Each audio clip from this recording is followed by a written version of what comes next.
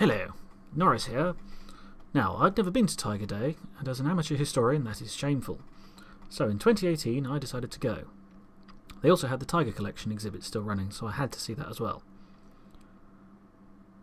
Before I went, I had to make sure I was sporting the 3 Bs of the historian dress code. Those are blue shirt, beige or brown trousers, and a beard. This tank in the background is Little Willie, the first operational tank ever built. It was simply a proof of concept to answer the question of whether you could have an armoured box that moved on tracks. I was determined to see the Tiger Collection, but I also had one other goal that day. Around 15 years ago there was a massive turret plonked in the car park of the museum. I had no idea what it was, but to me as a small boy it was big enough to be a house. I climbed on top of it, because that's what boys do, and there were no signs telling you not to back then. I jumped off and nearly broke my leg, but it's my own fault for doing it. As I grew up I found out a bit more about it, and more recently heard they had mounted the turret onto a hull and fitted it with a massive gun. I had to find the tank that nearly broke my leg. They have all sorts of exhibits at the Tank Museum, looking back at the history of the tank, including a model of Da Vinci's tank design. The model includes a cutaway so you can see the workings, but the reflection of the glass ruins it somewhat. The day started out with a wander around the museum. They'd rearranged things since I was last there, and I managed to walk right past the entrance to the Tiger Collection. Eventually I found it and had a good look round. I highly recommend you go and have a look, just to see all the variants of the Tiger tank. They've got 2 King Tigers, Tiger 131 itself, an elephant, and a Jagdtiger. There's also a Sturm Tiger that can be seen in virtual reality. There are various vehicles lined up outside by the arena, some of which we would see going round the arena later on. The Vehicle Conservation Centre was also open on Tiger Day, and it's a treasure trove of prototypes and forgotten vehicles. There's a few tanks that were remote-controlled target tanks, a replica World War I German tank, various prototypes, and I thought it might be where I could find my house-sized turret, but it wasn't to be.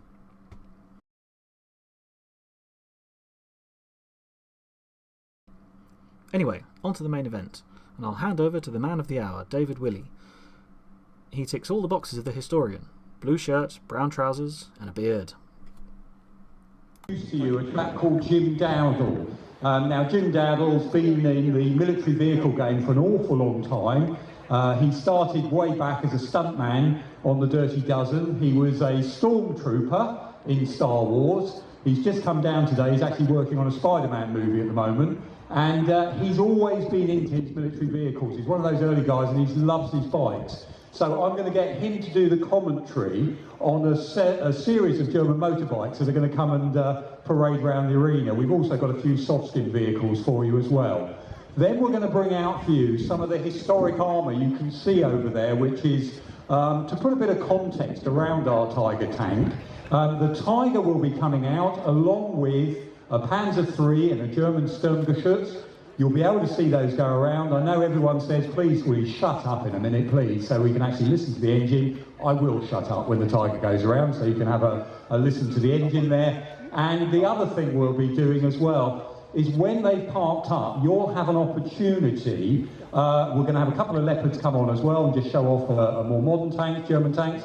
But then we're going to have an opportunity for a bit of a photo. Please don't come into the arena, but the tanks will all be lined up so you can get a photograph there. And then afterwards, we're going to finish off by parading the tanks off. So again, careful you don't whip off to see the Tiger manoeuvre. Watch the parade of the vehicles go off. Then we'll give you a heads up, because basically what's going to happen, and if the time-wise, by that time it'll probably be about 2:10. We are going to parade the Tiger off the arena. It will go up the side of the Vehicle Conservation Centre, it will turn left, it will drive along the side of the museum and re-enter the Tiger display. So again, we'll give you time if you want to go over and line the route, take a photograph. Can I just say now, the obvious one, please don't step over the barrier or step in front of the tank. The guy's driving that, he can only see through, literally, it's like a letterbox. Please follow on. We'll try and help by not wearing high vis, not getting in your shot, but please don't step across the barriers when that tank drives up the road there. It'll go inside the museum. Watch the engine exhaust, as will 3 of the other tanks. Will park up again over the back there on that on the apron in front of the Vehicle Conservation Centre. You can go over and have a closer look at those vehicles too, but please do bear in mind the exhausts are going to be hot. As I said earlier, no pyros today, but please don't be tempted to set on the wall. If a tank backfires and you go over the back, that's a fair old drop at the rear there of that red wall. And again, no pyrotechnics. The only one I would say, if for any reason we have to call an emergency, we will ask you all please to calmly walk out of the arena, go to the far side of the car park, gather your group together there, make sure you can account for everybody, and please wait over there for further instructions from us. Please don't do the obvious thing, jump in the car to leave the site. That may cause us more problems at the time. But after all that preamble waffle, hopefully we will now get some motorbikes coming on for you, and I will introduce you to Mr. Jim Dowdle, who will take you through this other element of German engineering, their passion for motorcycles, sidecars, etc.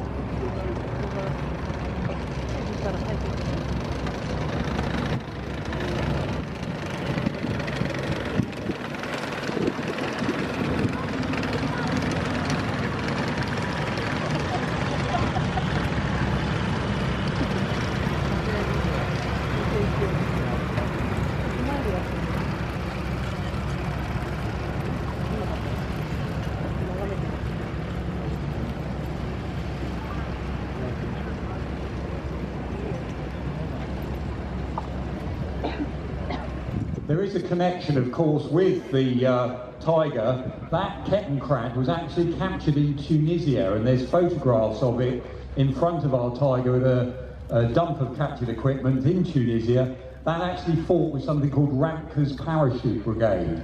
German paratroopers who were out in North Africa, hence there's an R on the side of the vehicle.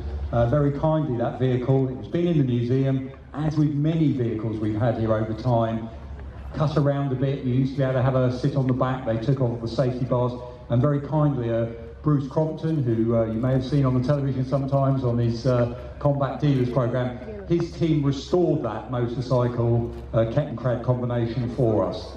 Kettenkrad is actually really a tug.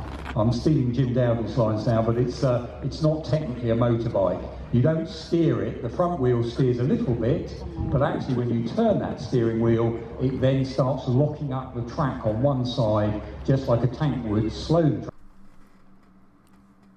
Now Jim Dowdle here ticks one of the boxes with his blue shirt, but then he's a stuntman and all-round legend, so we won't hold it against him. Check out his top 5 tanks on YouTube. This is the guy that was actually driving the tank around St. Petersburg in the Bond film GoldenEye. Yes, they really did drift the tank, and if you watch his video, he'll tell you how. He was also in charge of all the armoured vehicles in the film Fury.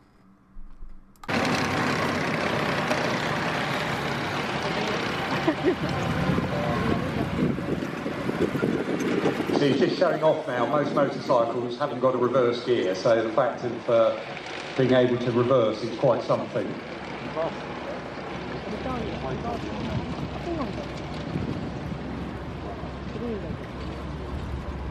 Right, ladies and gentlemen, I will hand you over to Mr. Jim Dowdle. Thank you. Good afternoon, ladies and gentlemen, boys and girls, cowboys and Indians. Nice to see you here, everybody. Thank you for coming to Tiger Day. And for us, this is quite exceptional because for years the Tank Museum have said to us we only do armour. Well, not from now on. Exhibit A going around the arena. Okay.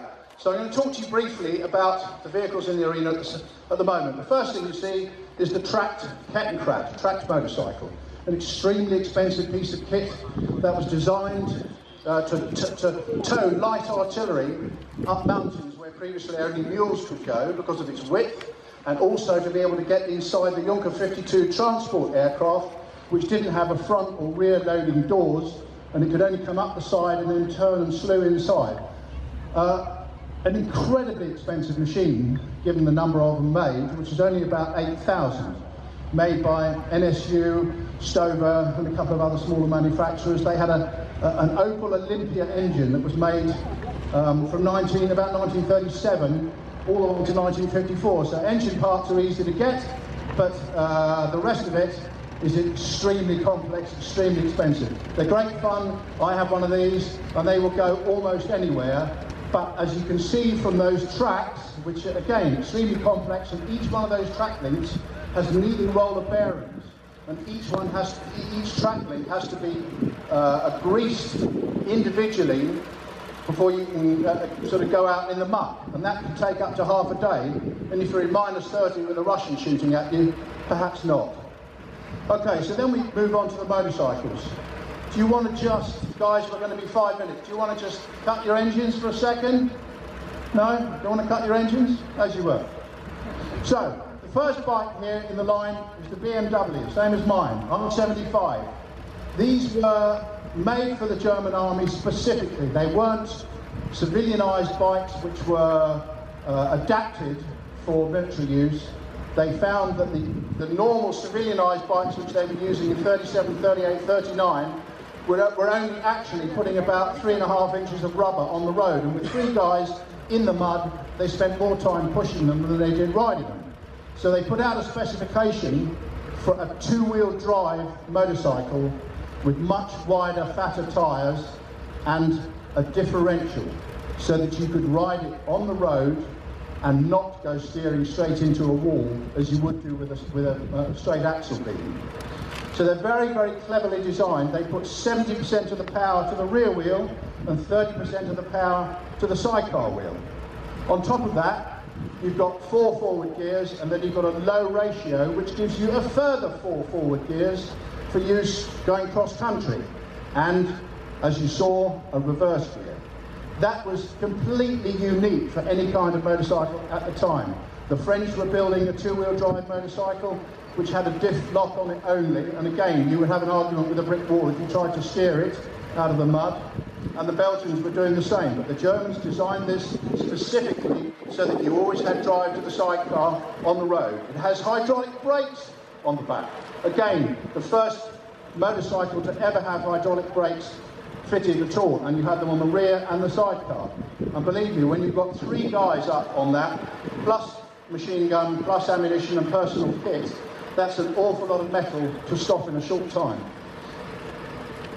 They got hydraulic forks on them. Again, a new innovation. BMW designed the first hydraulic forks, and that's what you see here on a slightly earlier bike, but BMW were the first ones.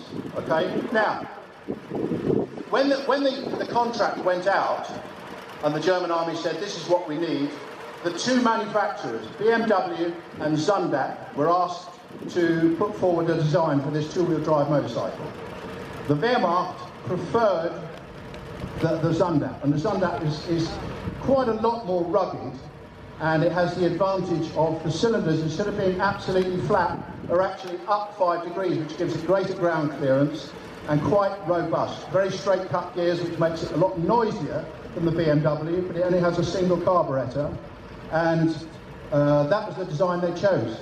And they said, BMW, you need to build them according to this. And BMW said, no way, we'll build our own. We're not going to build something that Zundack designed. So the Wehrmacht said, okay, if you do that, then everything has to be interchangeable. So you can take the engine out of that BMW and put it in the Zundack. You can take the forks off the Zundack and fit it on the BMW. The sidecars are interchangeable.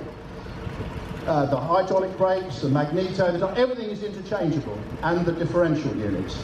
Now, dads, of course, you'll be spending lots of time explaining to your children how differentials work.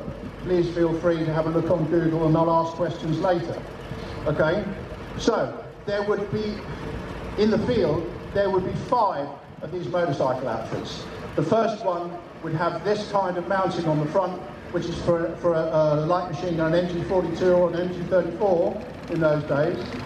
And the other 4 outfits were there to support the one machine gun outfit. So they would be carrying ammunition, tripods, more ammunition, more tripods and more ammunition, plus their personal weapons.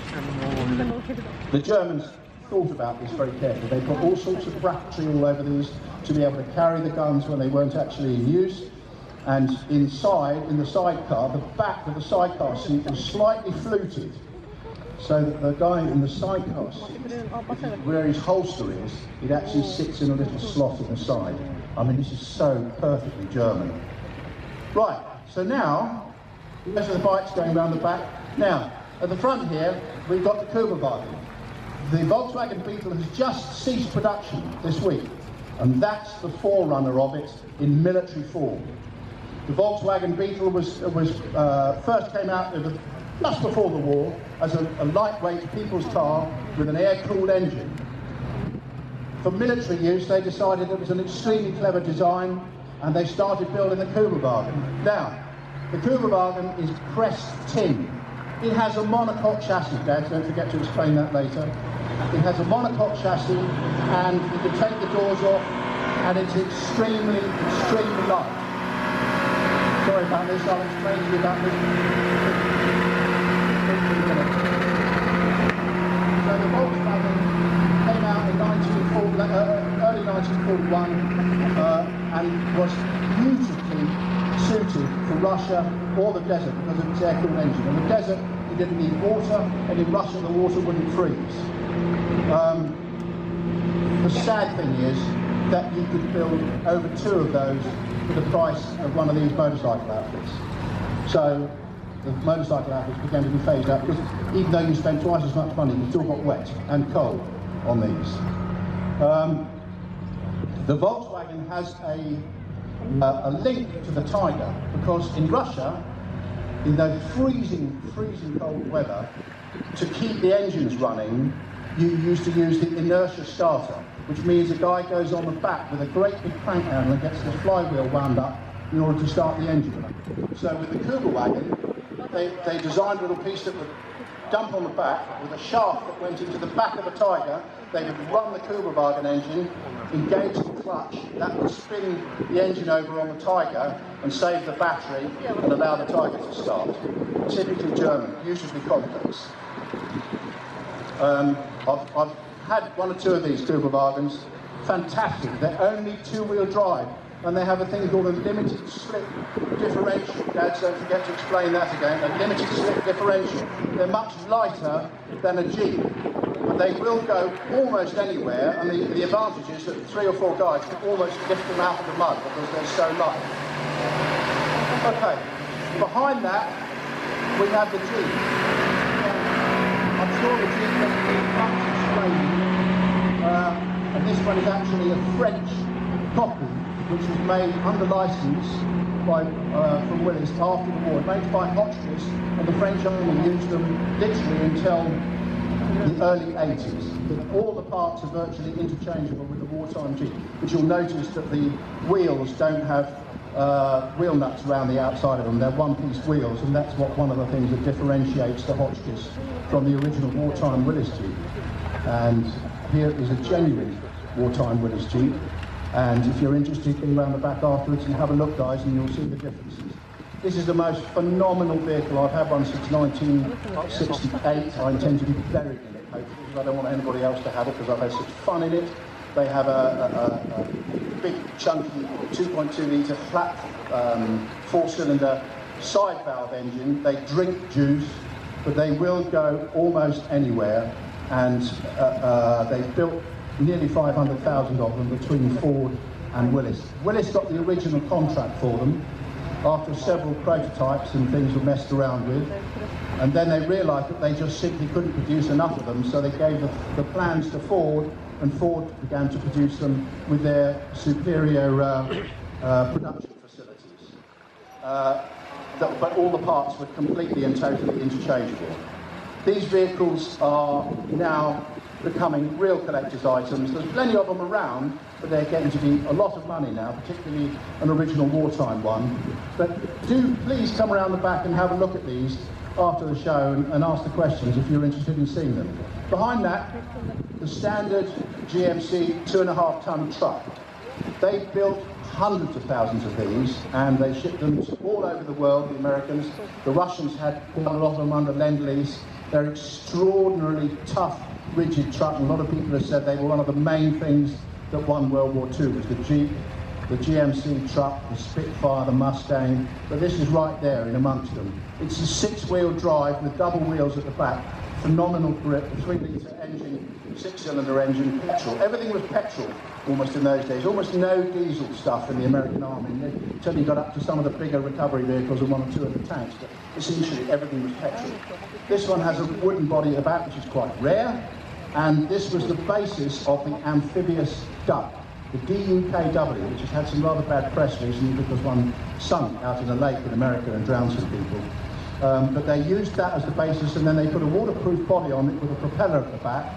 And I had one for 25 years, and I crossed the channel in it, and it was an amazing, amazing vehicle.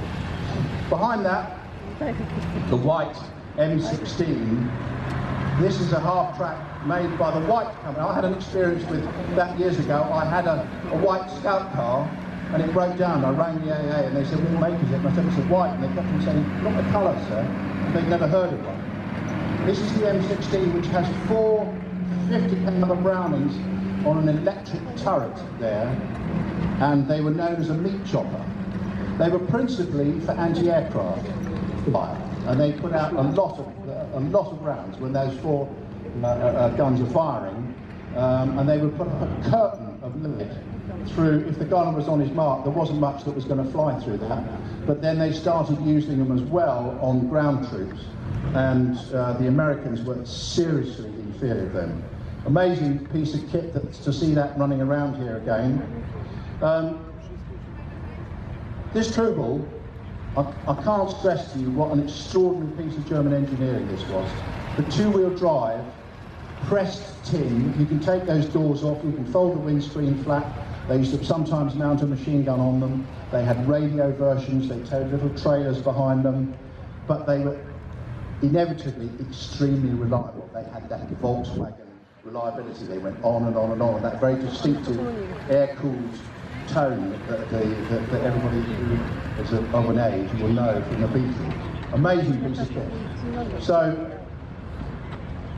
I'm just going to see if we're going to do another lap here. We had a lot of these vehicles on Fury, which I was privileged to work on, and we had such a lot of fun on that film.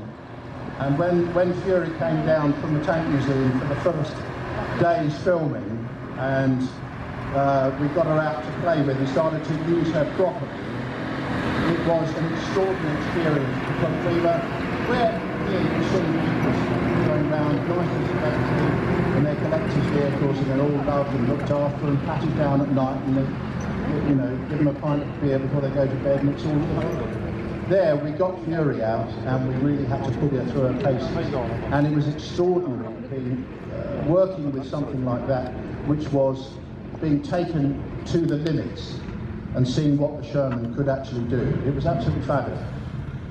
And given that she's 70 years old, that was an experience. Now, when the Tiger comes out, that was even more extraordinary experience, because I'd never been that close to a running Tiger where we were using it across country, where the turret was turning all the time, where we were actually firing from it.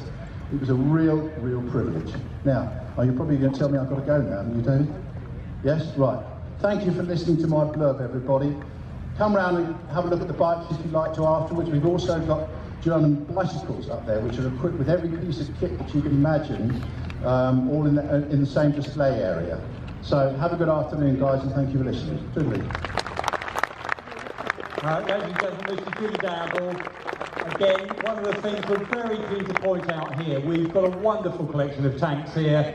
It's enthusiasts like Jim that over the years have kept so many vehicles going. that give us the opportunity to do some of the things we do now, and Jim is a great supporter of the Tank Museum. So again, thank you very, very much indeed for Jim and giving the commentary there. Thank you.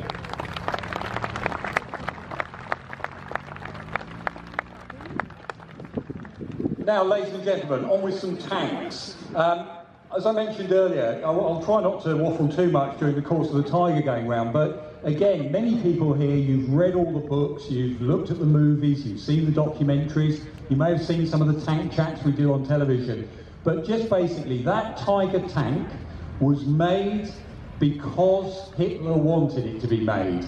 And Hitler wanted it to be made because of a British tank and a French tank the Germans met in May of 1940. And in a moment we're going to see coming on one of those British tanks, a tank called the Matilda II. Hitler read the reports of his 37mm, the standard German anti-tank gun in 1940, that was also fitted to his early Panzer IIIs. Those rounds were bouncing off the thick armour of the Matilda II and Matilda I tanks, and also the French Shaky tanks. Hitler says to the German military, you are going to need a much bigger and more powerful tank. And that starts the Tiger programme. The Germans have a year to design and build the prototypes. We know that Porsche's prototype doesn't really work. 100 hulls are made. You can see one of those hulls inside the museum. They convert them into something called a Panzerjäger. Leaves the factory very early in 1943. It's only in Tunisia a few weeks before the British capture it in April. And I'll carry on with the Tiger story as these other vehicles go around. But this, ladies and gentlemen, this is the Matilda II. Basically, this is the tank that starts the Tiger programme going.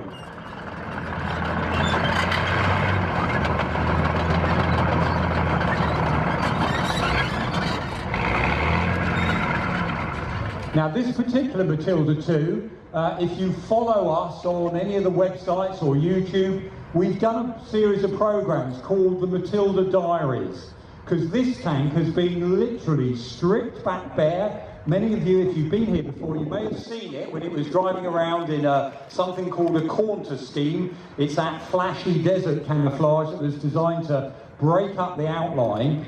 It was a runner here, it had some problems, we looked at it, and in the end it led to what has been a literal nut and bolt restoration job. If you like knowing what goes into restoring a tank, I can only recommend, they're free to download, have a look at those Matilda Diaries. The two guys, one in the turret, one in the hull there, are the two guys that actually spent an awful lot of their time, including weekends, putting this vehicle back together. And one of the things that, again, by learning from doing that restoration, tanks of this era in Britain, everything seems to be bespoke. It's built specially for that particular vehicle. Nuts and bolts are marked individually where they should be and where they should line up with. The restoration of this vehicle has been an amazing learning experience for the Tank Museum as a whole, but again, you can follow it online, and all I can say, if you have followed it, well done to, again, Bob there, up in the turret. He's been one of the key guys in putting this all back together, and Jonathan, who's actually driving it, went out to Australia to find spare parts for the vehicle, and please, can we just put our hands together, because one hell of a lot of work went into doing that, so it can run for you today.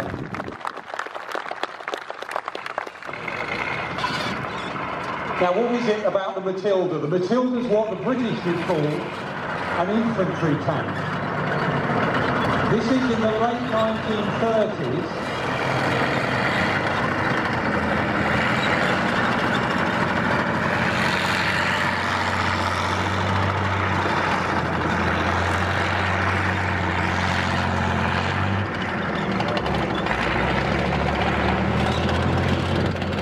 In the late 1930s in Britain, we basically said we want about 3 types of tanks. Light tanks for scouting, defending your flanks, potentially exploiting gaps. Infantry tanks, such as the Matilda I, that was designed first, then obviously this tank, the Matilda II, very little similarities between the two.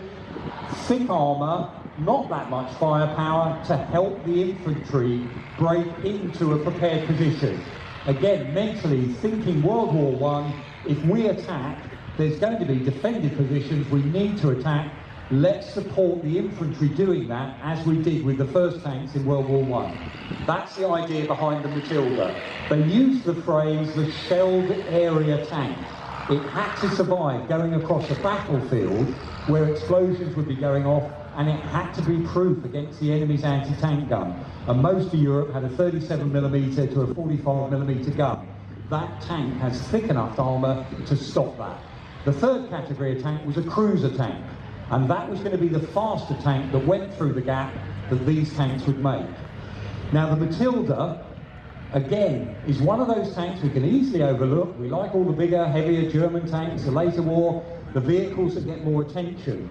That Matilda basically saved Britain's bacon in May of 1940. The Germans had broken through at Sedan. They were going hell for leather for the coast. Hitler is worried that they're exposing their flanks. Rommel is showing off to his superiors by racing ahead with the 7th Panzer Division. 2 tank units, 4th and 7th Royal Tank Regiment, come back from the Dial line in Belgium and attack the advancing German columns at a place called Arras. They sweep down the hill and massacre a German column going forward, and it causes panic in the German advance. Hitler, his worries about the way that this advance is going, his fears are founded, now he believes in fact. Rommel, trying to show off to Hitler, says I was attacked by hundreds of tanks. He wasn't. There was 38 Matilda IIs out there. But it meant that Hitler stopped that rapid German advance, and it gave us the time to save our army at the beaches of Dunkirk. So again, another one of those tanks that's really, really important in British history.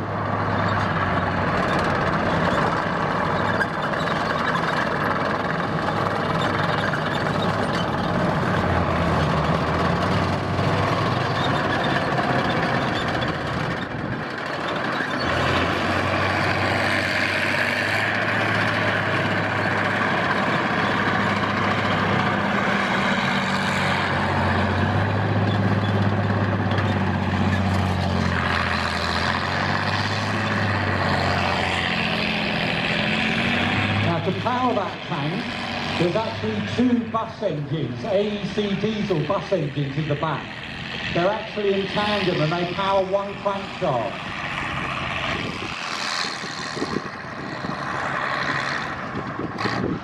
In the turret is the 2-pounder gun.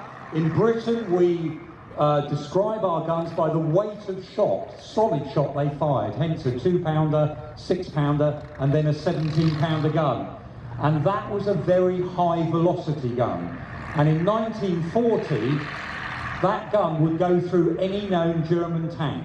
So it was very, very effective. So careful again that over time, we always tend to judge the vehicles in hindsight. In 1940 in France, this was stunningly effective. And of course, it then serves in North Africa in something called Operation Compass, where the British forces, 30,000 men, absolutely stuff a massive Italian army of 250,000. They cut across the desert, stop the Italians' retreat, and it is a brilliant victory with use of armour. Very quickly gets overshadowed because, of course, the Germans then reinforce the Italians with the Afrika Korps, and this successful General Rommel is sent out to North Africa, where again he then shows how wonderful armour like the Matilda could be defeated, and how the Germans needed, again, to build up their tanks. As I was saying earlier, why the Tiger programme gets going is because of meeting vehicles like this. Now, with any luck, we're going to see the next vehicle coming on. Here we go. And we're going to look at another vehicle now from another country, America. And this is a tank that when it went into service with the British, it sees action for the first time in the summer of 1941. The Americans aren't even in the war yet. We have sent our agents out to America to see what they can buy. This is what the Americans are starting to develop. This is the Stuart light tank.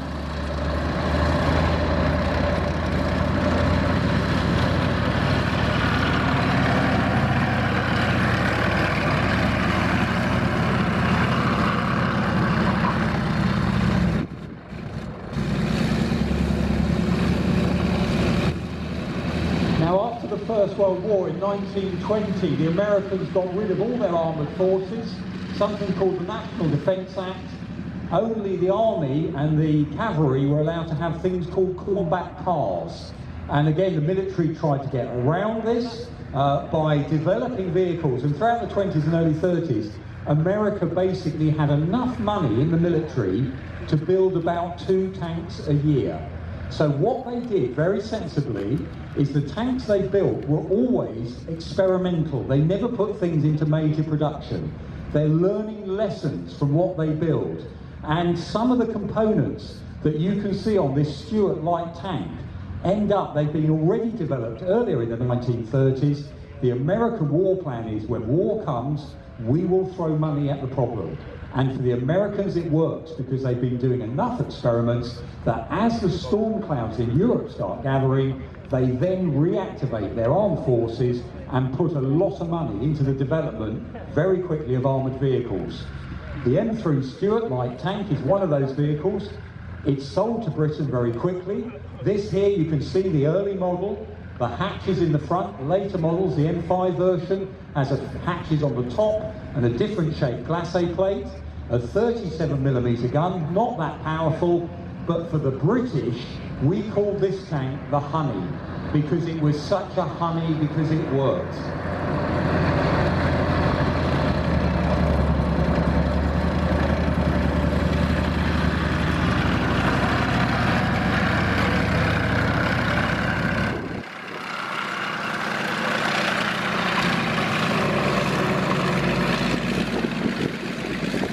Now this Honey is painted, and it would have been later in the campaign in Tunisia. Luckily for the British, not too many Honeys ever met tigers in North Africa. But again, it was part of this American effort to quickly put vehicles into production, and that American effort succeeded tremendously. We saw earlier the Kubelwagen and the Jeep. The Germans make 50,000 Kubelwagens, brilliant little vehicle. The Americans make 500,000 Jeeps. That way that the Americans could turn on the tap, they built these brand new tank factories, they learned the lesson of mass production. The head of the Armament Advice Board, he actually was a chap from General Motors. He said, don't just go, if you're going to build tanks, don't just go to the big railway companies, which traditionally the people you went to if you wanted to build a tank. Go instead to the car manufacturers. So General Motors puts up in 6 months an enormous tank factory where raw metal went in one end and Sherman tanks came out the other end. Now, I know we've got trouble, I'm afraid to say. They've been panicking down there for the last 5 minutes trying to get the Sherman going. Let's hope it does manage to run. It's a bit of a worry there, but if we're going to imagine the Sherman, don't forget it. It's in the museum, the earliest remaining Sherman, Michael, the second one off the production line. Well over 50,000 Shermans made in World War II, quantity over German quality. Now this next tank coming on, this is a British tank, this is the Corvette.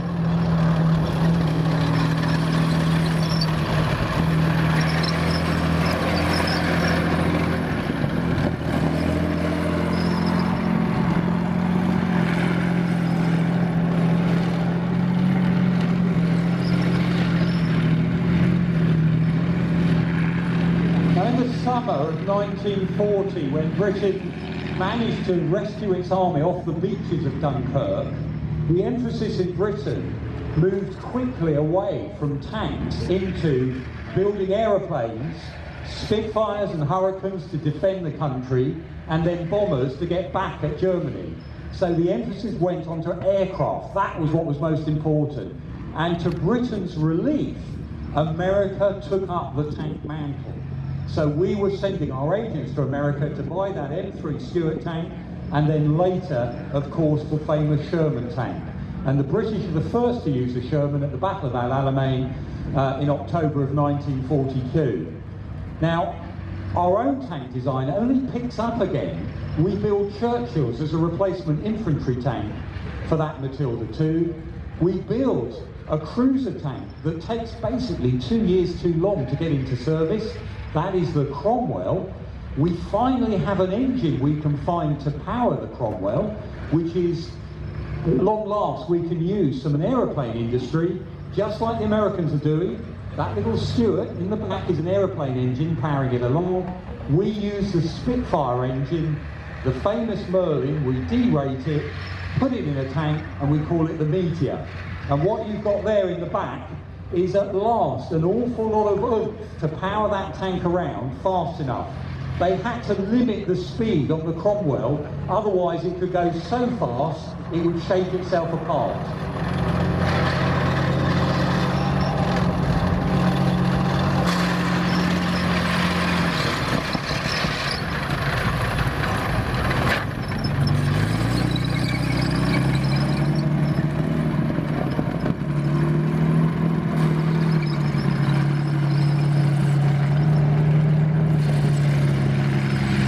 If you look at the rear of this vehicle, the Comet there, they didn't even bother with silencers.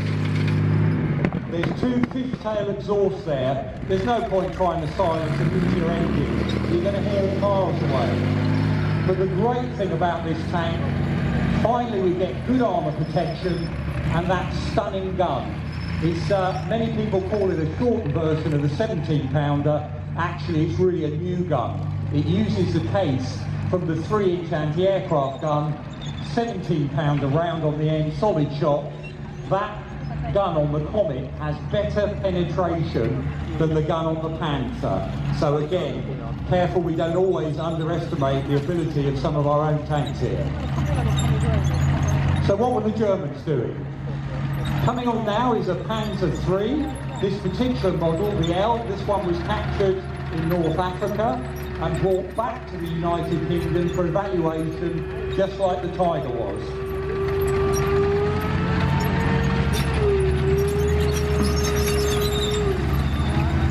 And behind that Panzer III, a Sturmgeschütz. And again, that is really a Panzer III tank without a turret.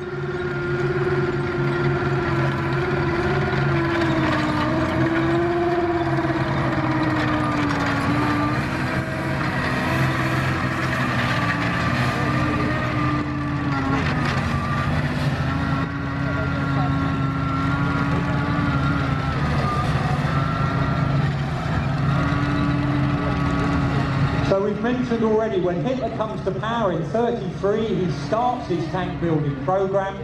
Panzer I and Panzer II are for training with, Panzer III and Panzer IV are to go to war with.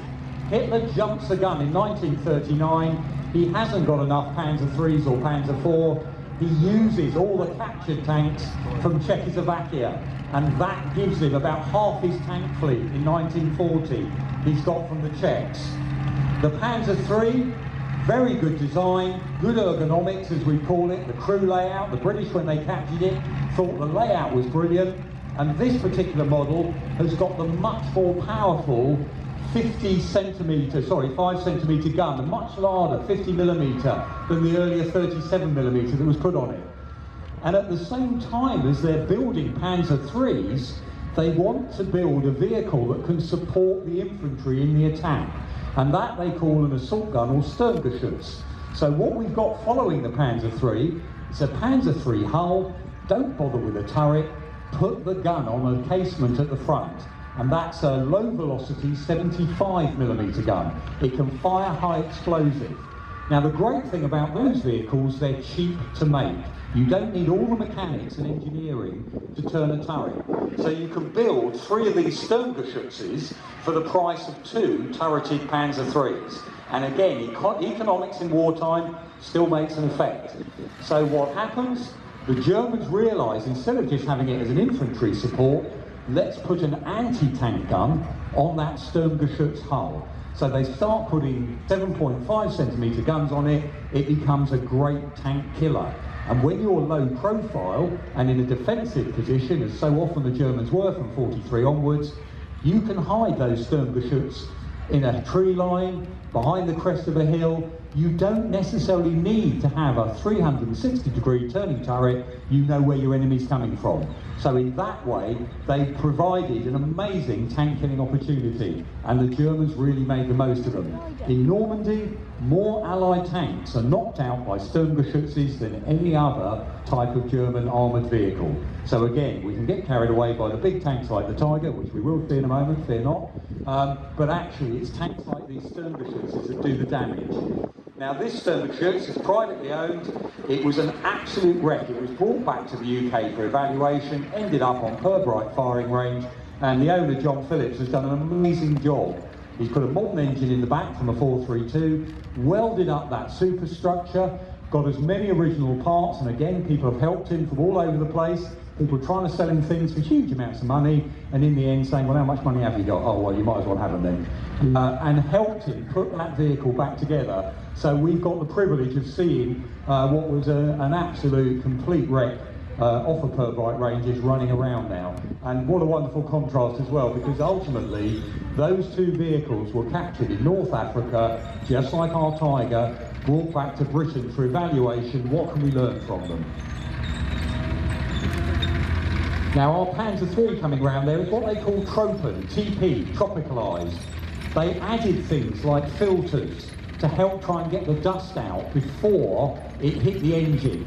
Our Tiger is tropicalised as well. It has Stiefel air filters on the back to try and reduce the amount of dust getting into the engine, which of course will wear the engine out much, much quicker.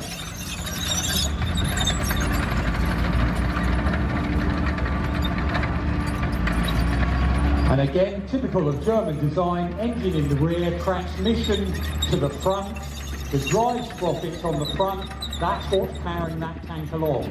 Which is why, if you want to knock out a tank, try and knock out the front drive sprockets.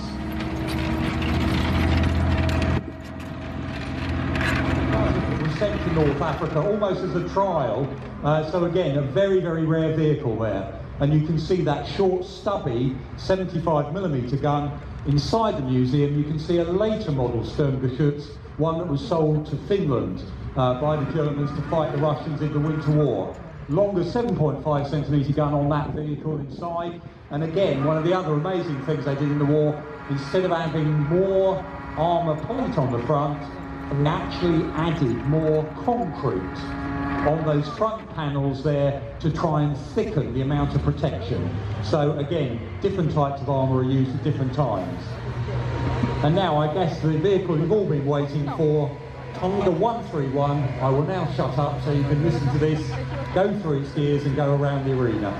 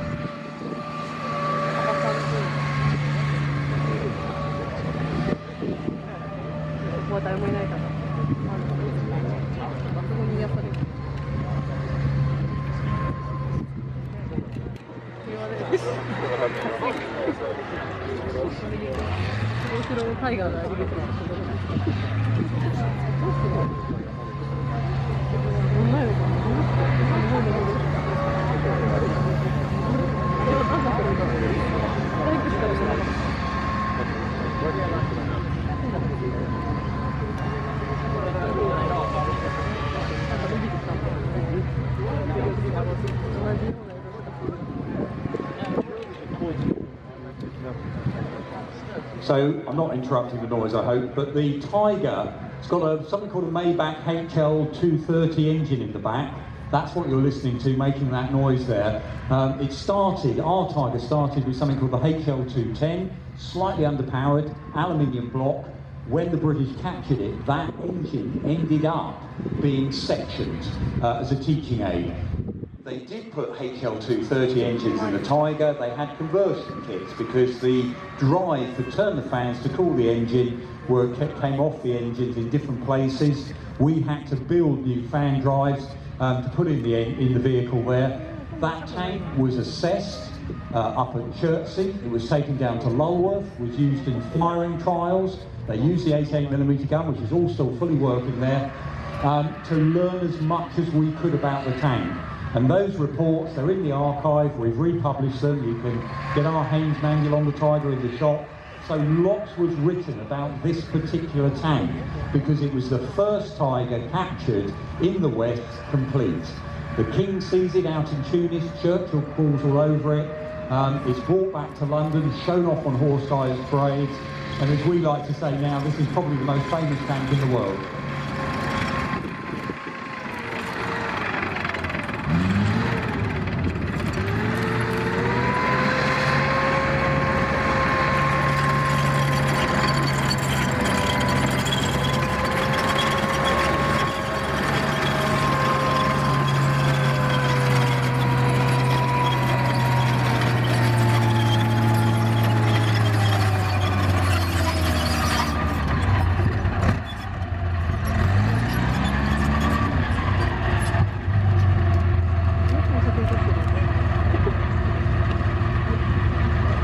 So Tiger 131 with its amazing 88mm gun, we think knocked out because of a round jamming under the turret, ended up meaning the vehicle couldn't traverse the turret. We've never been able to track down the crew as individuals. We think we know the commander's name, but perhaps one day we'll find out more about why that German crew decided to abandon their tank. They've been fighting against Churchill tanks of the 48th Royal Tank Regiment.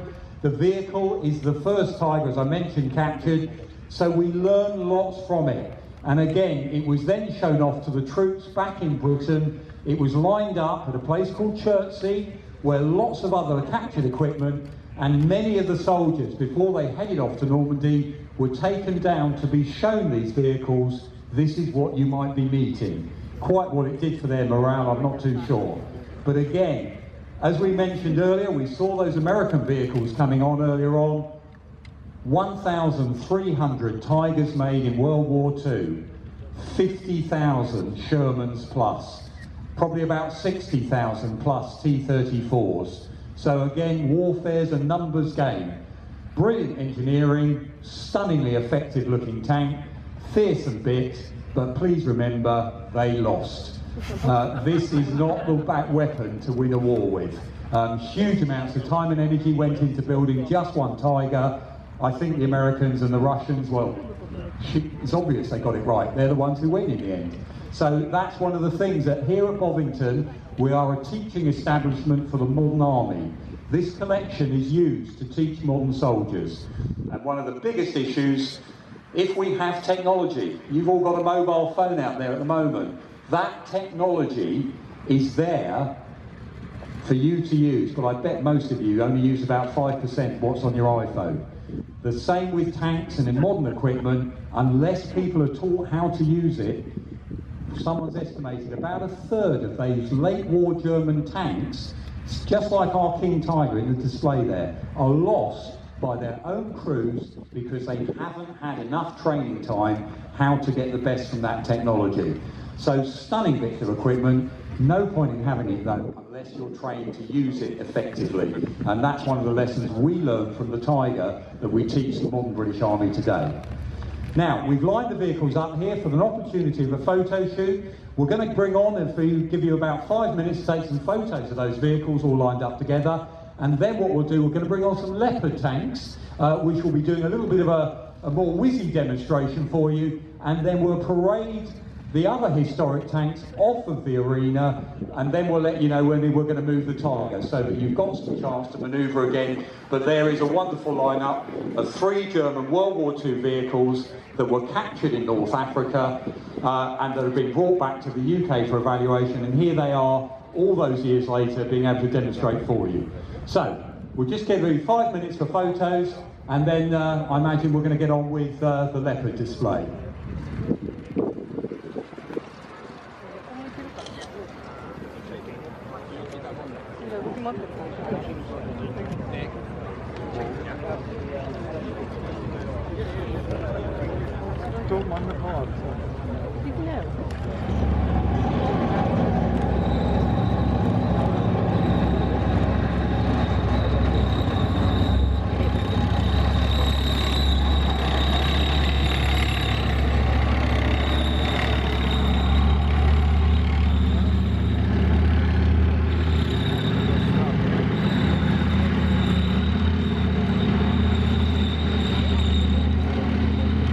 So what did the Germans learn from the Tiger after World War II? Well, they went in a very different direction post-World War II.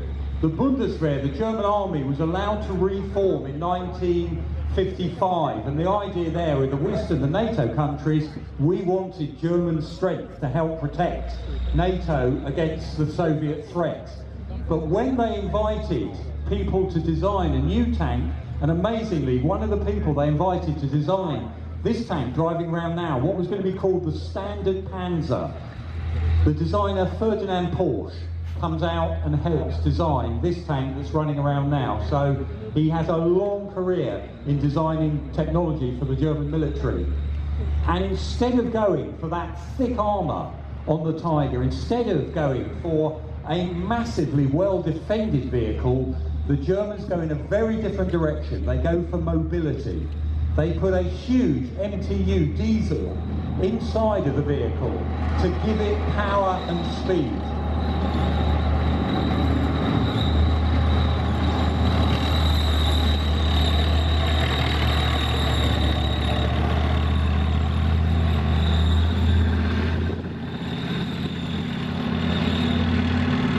And the very first models of that Leopard tank have only armour thick enough to stop a 30mm cannon firing at it.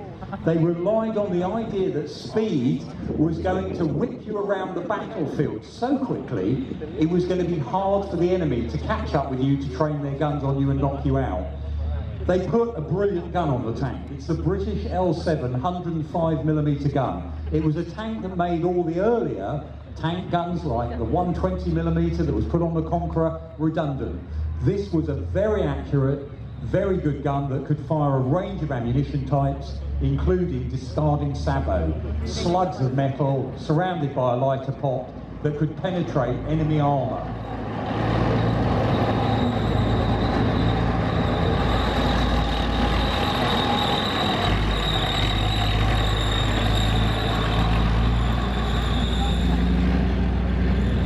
So the 105mm gun was put on the British Centurion. It was sold to the Americans. It went on the M60, and it actually was on the first versions of the Abrams. The M1 Abrams had the 105 on. So great accurate gun. Forget the armour protection. Give yourself plenty of welly. That's the way the Germans went.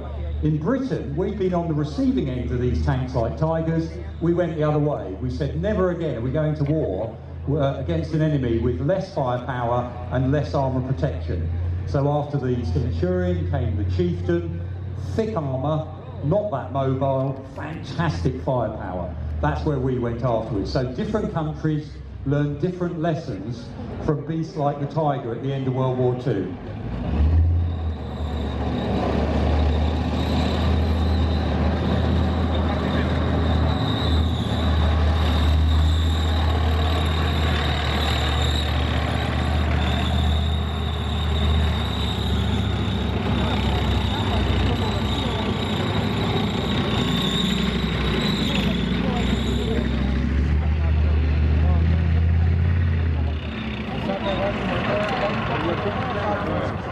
Now, where the Germans were clever is they started adding extra protection to their Leopard tanks, and you can see on that Leopard there, it's got extra armour added around the outside of the turret, and as time moved on, they added more to their Leopard 1 tanks, making them go on in service a lot longer. And of course, a lot of countries bought the Leopards from Germany, so they were sold to about 13 other countries around the world. One of the countries that bought them was Canada, and Canada very kindly gave the Tank Museum 2 of its Leopard 1 tanks when they went out of service in the early 2000s. And forgive me if you've heard me tell the story before, Canada then went off to fight in Afghanistan.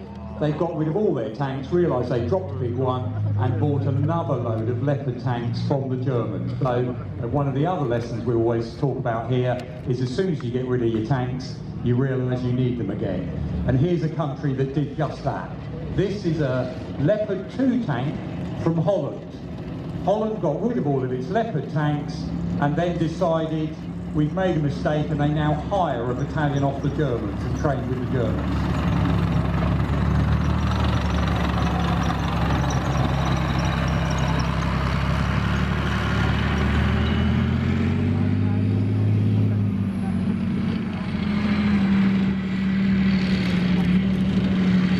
So in the mid-1970s, Germany started a programme to build a replacement for the Leopard 1 we saw driving around earlier.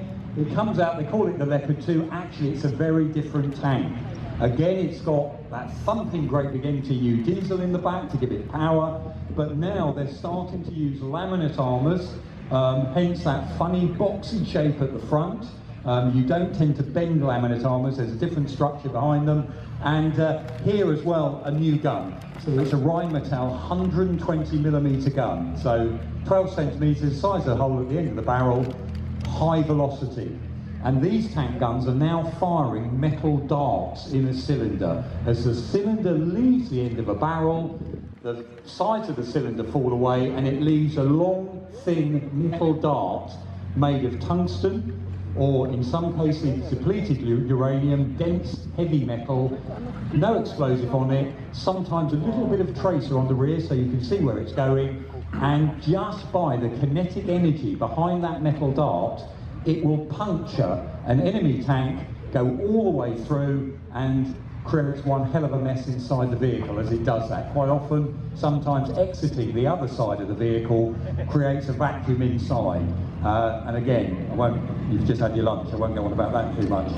But that 120mm gun, very accurate, and again, this can fire on the move.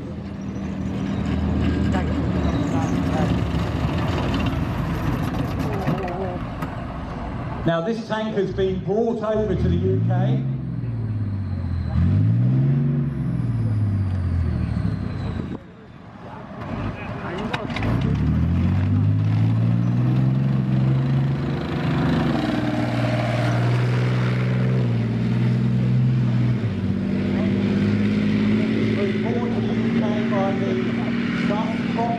They're basically the team that look after the Dutch historic collection, and they very kindly left this tank here with us so people can see it. We haven't got a Leopard 2 in the collection, and thank you very much to them and the support they've given us as well, bringing vehicles over from the Dutch collection, and we are hoping to be able to reciprocate and perhaps take some of our vehicles to some of their anniversary, such as Arnhem next year, where they do a big column of vehicles going up to from the 30 call route up to Arnhem Bridge.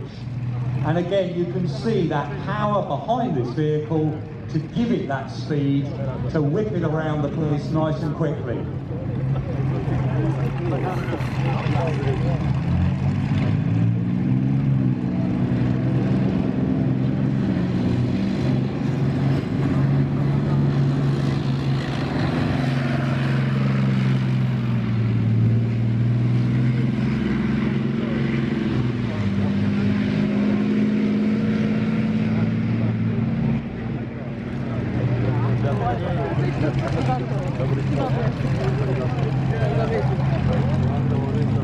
Now the Germans are up to Leopard 2A6 at the moment, so different versions, A1, A2, etc. different improvements on the tanks. At the moment, behind the scenes, the Germans and the French are now looking at building another version to replace Leopard 2. Whether it's going to be called Eurotank, who knows? But there will be another generation of tanks made in Europe. So back to the story I said earlier, whenever you say goodbye to tanks, you often find you need them again. Hence, tanks are being taken out of storage and upgraded, and certainly there's going to be some new tanks coming along. And those of you in the audience who are British, you're about to spend, whether you like it or not, taxpayers' money is about to be spent on Challenger 2 to upgrade it, to keep it up with the enemy tanks that of course we can see being used now all around the world. Lots of other tanks are being put back into service. So this story is continuing, it's not a story that's ended.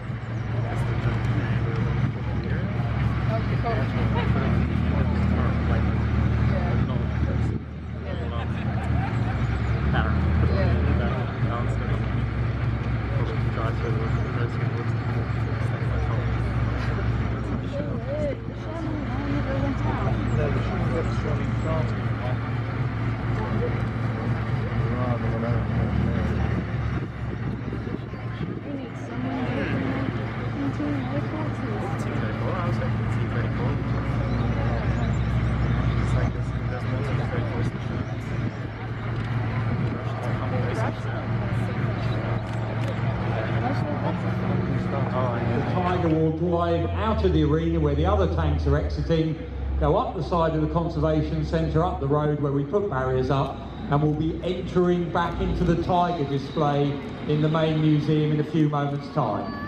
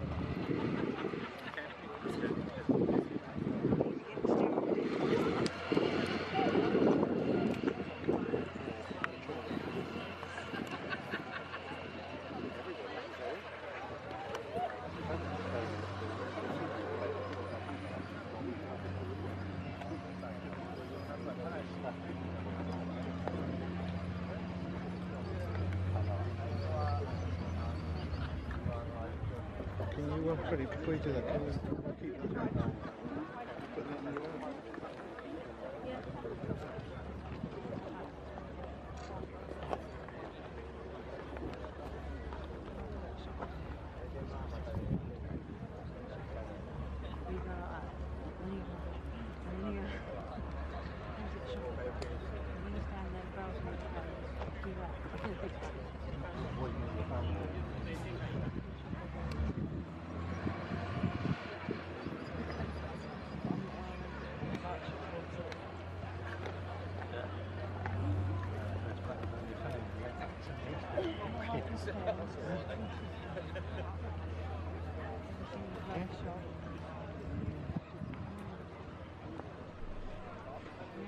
After a whole day of looking around the museum, I still hadn't found the tank that I jumped off of when I was a small boy.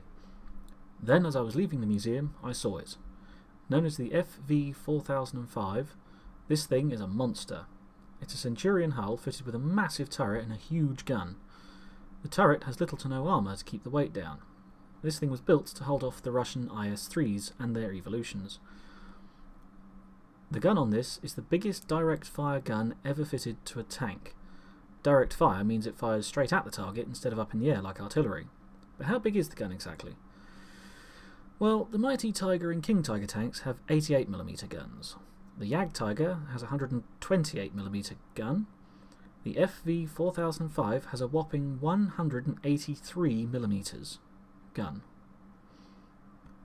The turret wouldn't have survived a shot from the IS-3 if they had ever met in battle, so this thing would have waited in ambush.